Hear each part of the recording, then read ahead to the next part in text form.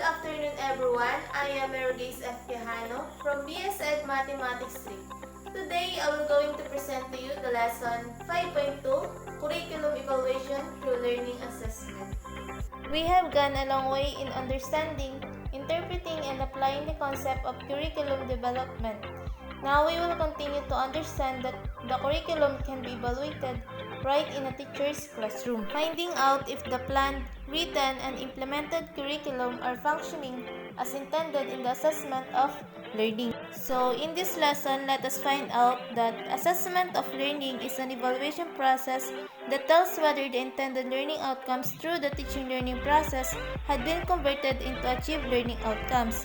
We will also find out that learning outcomes can be measured through the use of different assessment tools. And before we start, let me share to you the desired learning outcomes.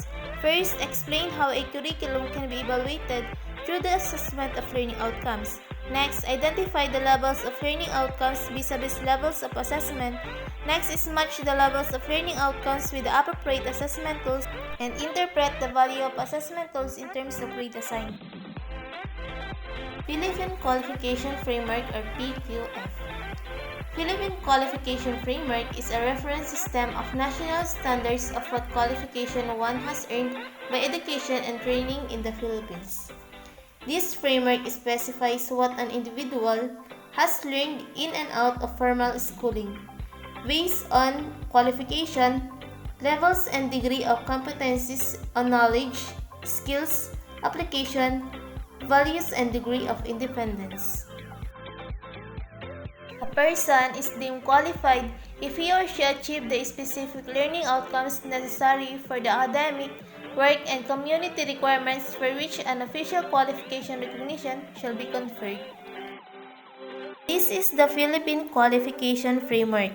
As you can see, it is divided into 8 levels.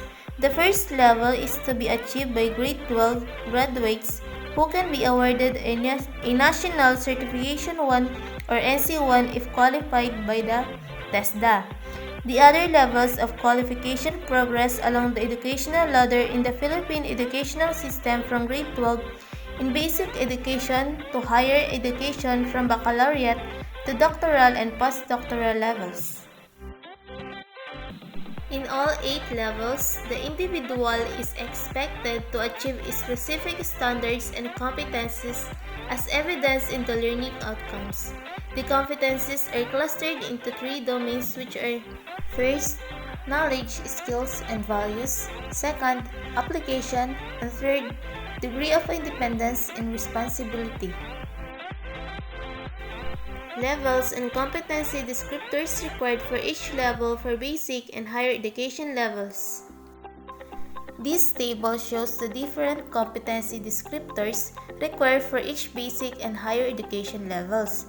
The first column contains the 3 domains and the other columns are contains of competency described for each level.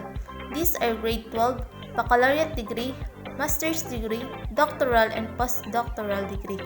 For first domain, knowledge, skills, and values, on grade 12, possess functional knowledge across range of learning areas and technical skills in chosen career tracks with advanced competencies in communication, scientific, critical, and creative thinking and use of technologies. On baccalaureate degree, possess broad and coherent knowledge in a field of discipline or profession. On master's degree, possess broad and deep knowledge in a field of discipline or profession. And for doctoral and postdoctoral degree, generate new knowledge, skills with established values in the discipline or profession. For the second domain, which is application, on grade 12, apply functional knowledge, technical skills, and values in academic and real-life situations through the sound reasoning, informed decision-making, and judicious use of resources. On baccalaureate degree, apply knowledge, skills, and values in the professional work.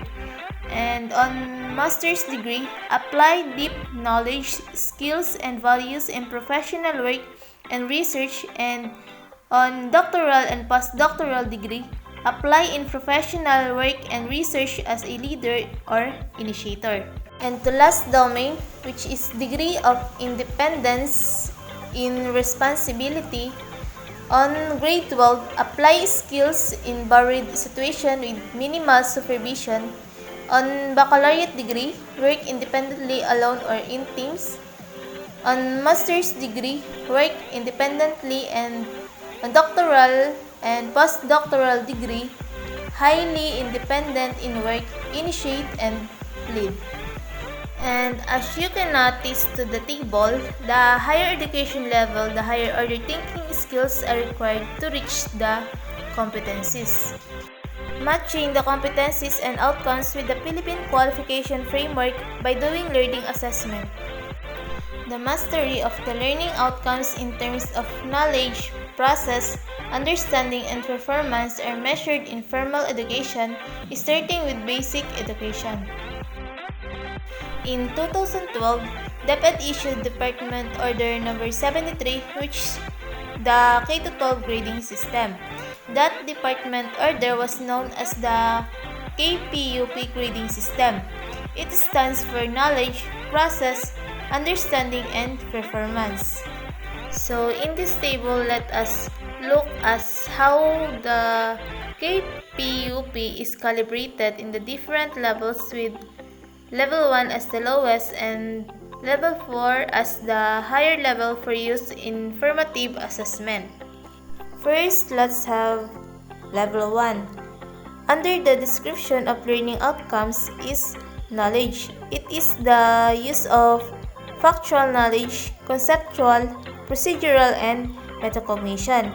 The sample guide question is, what do you want your students to know in terms of facts, concepts, procedure, and multiple thinking? Like, for example, parts of the body or how to dissect a frog. Next is Level 2. Under the description of learning outcomes is processes. It is the skills of the students used based on the facts and information for making meaning and understanding. The sample guide question is, what do you want your students to do with what they know? Like, for example, dissect a frog and identify the different major body parts. Next is Level 3. Under the description of learning outcomes is understanding. It is making meaning to big ideas and concepts. The sample guide question is, what do you want students to understand? Like, for example, how do the elements of weather interact to produce climate change? And the last one is Level 4. Under the description of learning outcomes is product performance. It is the products or performance or projects that are evidences of learning. The sample guide questions are, does your portfolio display evidence to show learning outcomes achieved? Next is, can you create a one-act play to show the principles of dramatization? And what research paper can you undergo to report on the conservation of indigenous plants? Knowledge, process, and understanding are learning outcomes. These three types of learning outcomes on the different levels can be assessed in many ways through the use of appropriate tools. Now, let us move on to the type of tests to measure knowledge, process, and understanding. There are two types of tests. The first one is objective test and the second one is subjective test. Objective test requires only one and one correct answer. It is difficult to construct but easy to check. Under of objective test is pencil and paper test. This test is written on paper and requires a pencil to write. However, in the modern times, a pencil and paper test can also be translated to an electronic version, which makes the test paperless. One of the type of pencil and paper test is Simple Recall. This is the most common tool to measure knowledge. This includes fill in the blanks, enumeration, identification, and simple recall. Next is alternative response test. This is the type of paper and pencil test where two options or choices are provided. The items can be stated in a question or a statement form. Example of this is true or false, or yes or no. Next is multiple choice test. This is the type of identified as the most versatile test type because it can measure a variety of learning outcomes. It consists of problem and a list of suggested solutions. The incomplete statement or direct questions is called STEM. The list of suggested solution in words, numbers, symbols, or phrases are called alternatives, options, or choices. There should be 3 to 5 options in each item. The correct alternative is called the answer, while the remaining options or choices are called distractors or decoys. And some multiple choice items are presented with the stimulus material. The first one is correct answer type. Other alternatives are clearly wrong and only one is the correct answer. This can be constructed in either direct question or completion of the sentence. And here's the example of correct answer type. And the second one is best answer type. All the alternatives are correct but only one is the best. And this is the example of best answer type.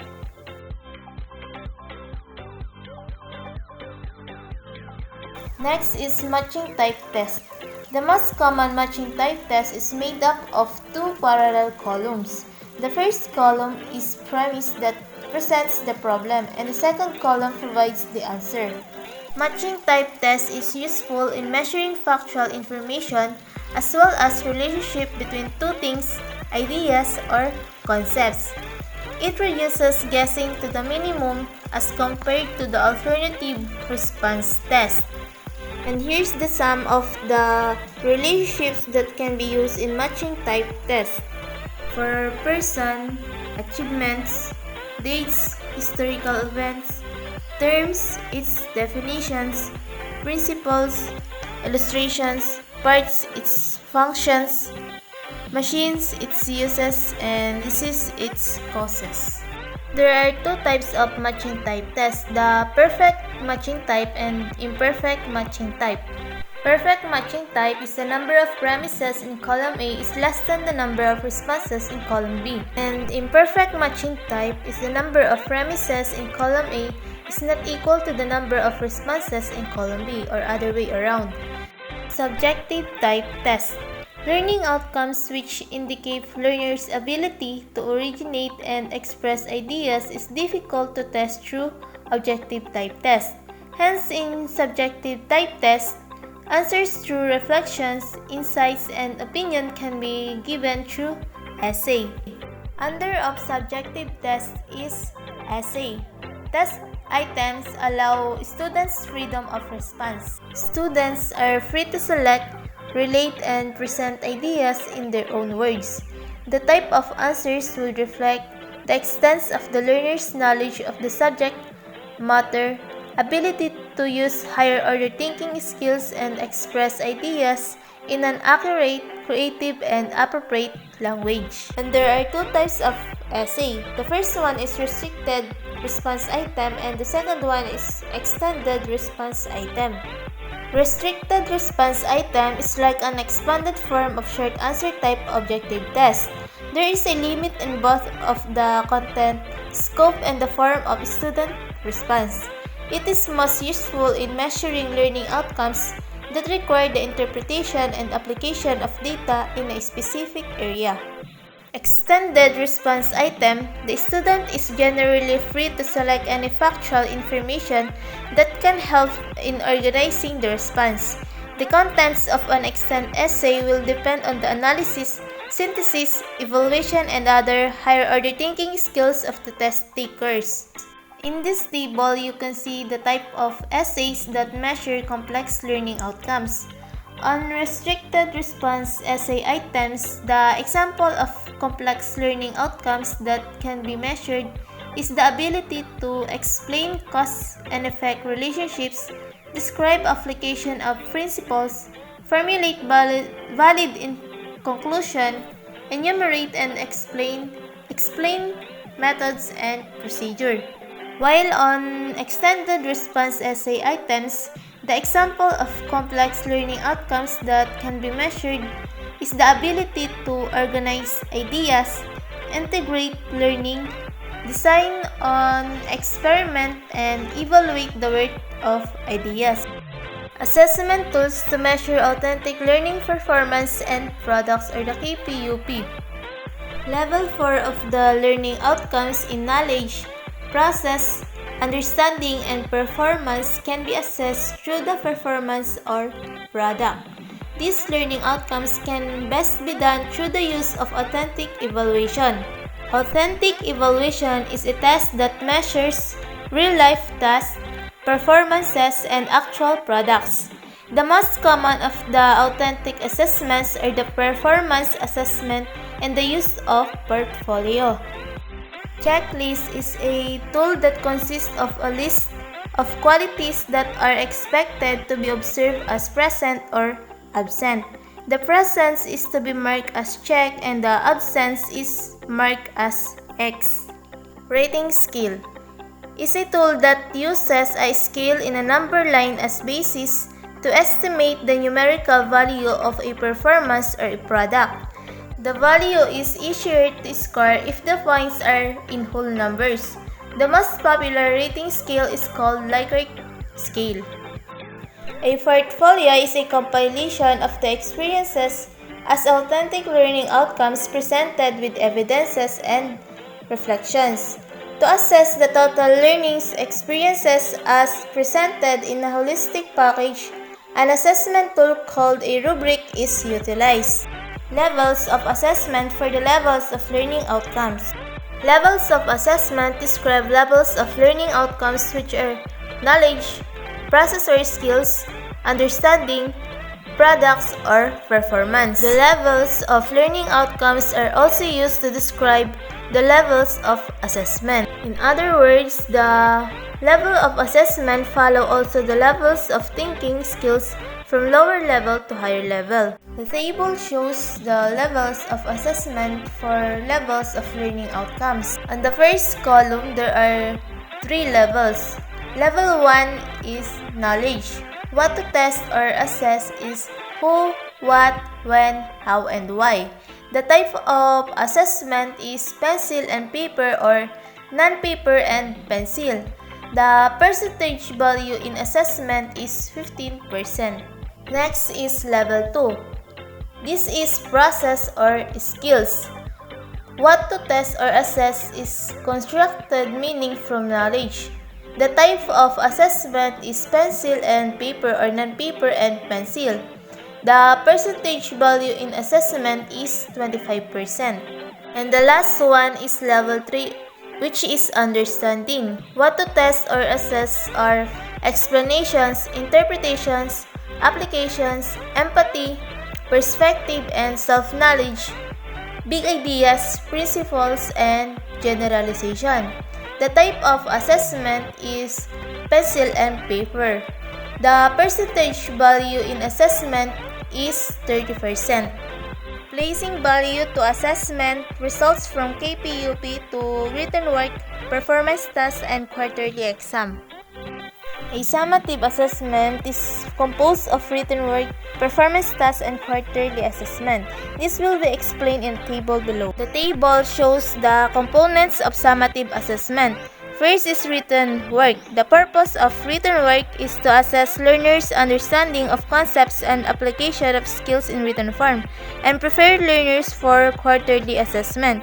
Written work is given at the end of the topic or unit. The next component is performance tasks. The purpose of performance tasks is to involve students in the learning process individually or in collaboration with teammates over a period of time.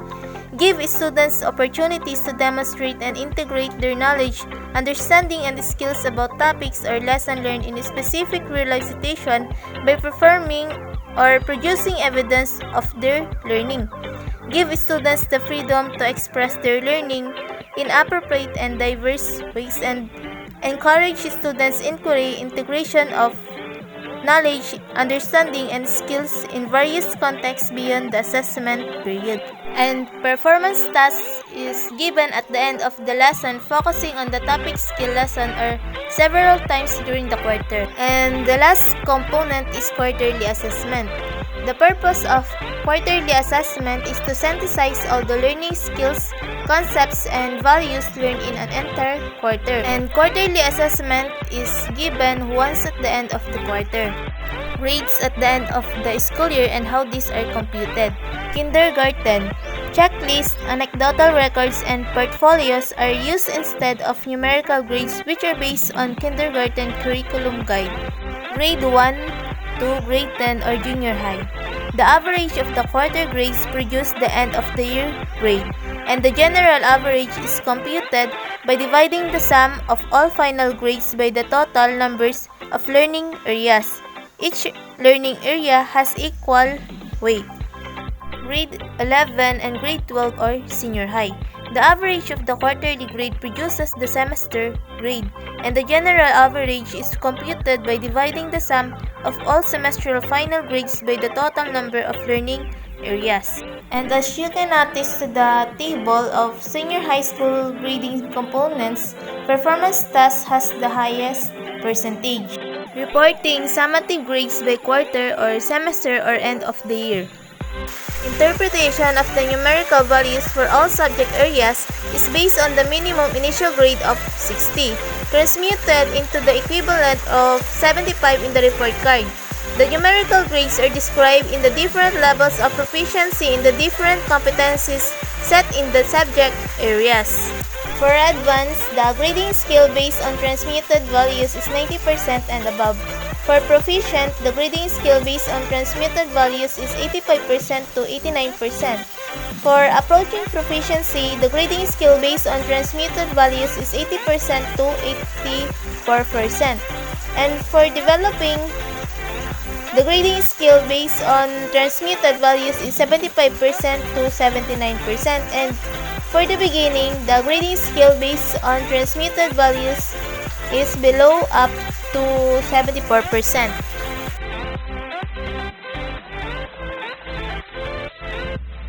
Activity 1. Give 2 test items that are appropriate for each level of learning outcomes. You can choose the type of test. For knowledge, the test that I've used is alternative response test. You will going to tell whether the statement is true or false. Number 1. Geometry is a branch of mathematics that deals with properties and relation and measurement of plane and solid figures. Number 2. Plane geometry deals with the properties of geometrical shapes of 3 dimensions. For process is enumeration. Number 1. Give at least 5 examples of figures that occupy 3-dimensional space. And number 2. Give 2 postulates of Euclidean geometry. And for understanding, number 1, what is postulate, and number 2, who is Euclid? Activity 2. As a teacher. Number 1, interview a teacher in basic education about how they assess learning. And number 2, request some items for the assessment tools. In our current situation and based on my experience, it is hard for every learners to cope up in their learnings because of their internet connection.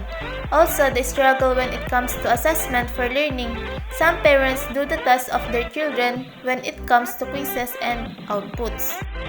Some assessment that I do to assess my learners are the following: recitation, practical exam or hands-on activities, and quizzes. Self-check and self-reflect. For self-check, recall what are the levels of learning outcomes, what are the levels of assessment, what are the levels of proficiency, and what the assessment tools to measure learning outcomes. For self-reflect, reflect on question, does the result of periodical test reflect evaluation of a curriculum? Why?